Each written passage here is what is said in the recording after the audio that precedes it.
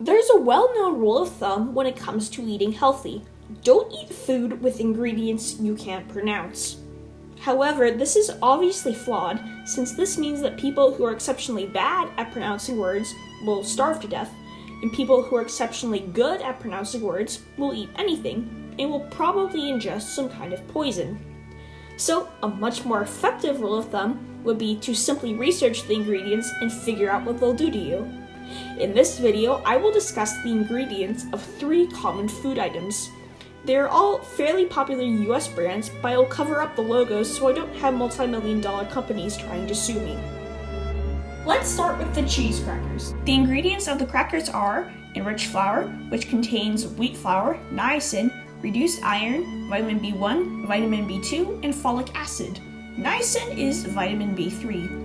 Reduced iron is iron to increase the nutritional value of the food, and folic acid is vitamin B9. Vegetable oil, which contains high oleic soybean, palm, and or canola oil with TBHQ for freshness.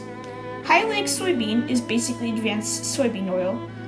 Palm is vegetable oil from palm trees. TBHQ is tertiary butyl hydroquin, used to preserve the quality of foods. It is toxic in high levels, but safe if used moderately.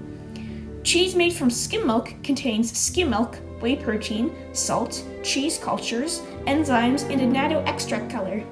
Whey protein is protein found in cow's milk. A natto extract color is a food dye derived from the seeds of an Achiote tree. It causes allergic reactions and stomach sicknesses in some people, but for most, it is a safe way to color food. The crackers contain 2% or less of salt, paprika, yeast, paprika extract color, which is simply another natural food coloring, and soy lecithin, which is a common food additive extracted from soybeans and works as an emulsifier. Emulsifiers simply help liquids mix. Now, let's analyze the fruit-flavored hard candy. The first ingredient in the candy is corn syrup. It should be noted that corn syrup and high fructose corn syrup are different things.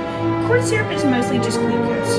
Not great if you're on a diet, but safe to consume. Finally, corn syrup and sugar are the only 2 ingredients not in the 2% or less list. The candy contains 2% or less of malic acid, which is a sour-tasting acid found in some fruits and wines, and natural and artificial flavor. The FDA, unsatisfactorily, does not require nutrition labels to actually say what this means. Both natural and artificial flavors are processed in labs, while the latter originates from something inedible such as petroleum. Yes, gasoline and candy contain some of the same ingredients. Delicious, huh? The candy also has artificial color, including red 40, yellow 5, blue 1, and yellow 6. There are 9 artificial food colorings that are put in food, these being among them. Red 40 is made of petroleum or other fossil fuels and is believed to cause some cancers. Yellow 5 and 6 and blue 1 are also linked to medical conditions and are made similarly to red 40. There is a controversy about whether this is okay to eat. Then there's mineral oil, which is a colorless and tasteless food additive that is generally considered safe. As a bonus, it's made of petroleum, as if there weren't enough fossil fuels in this candy already. Last is soy lecithin, which we've already discussed. Our last food is mini fudge cookies.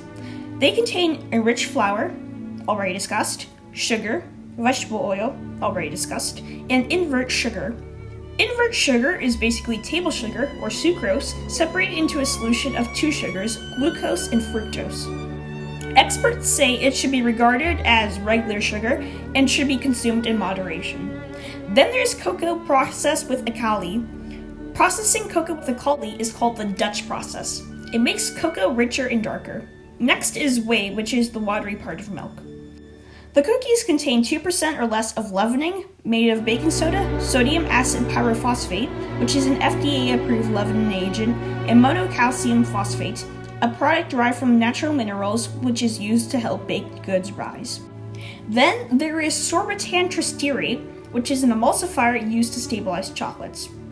Then molasses, and natural and artificial flavors, which we've already discussed. So it seems like most of the ingredients in these foods are relatively safe in moderation. However, if you don't like the idea of eating gasoline as a snack, I'd stick to naturally flavored food.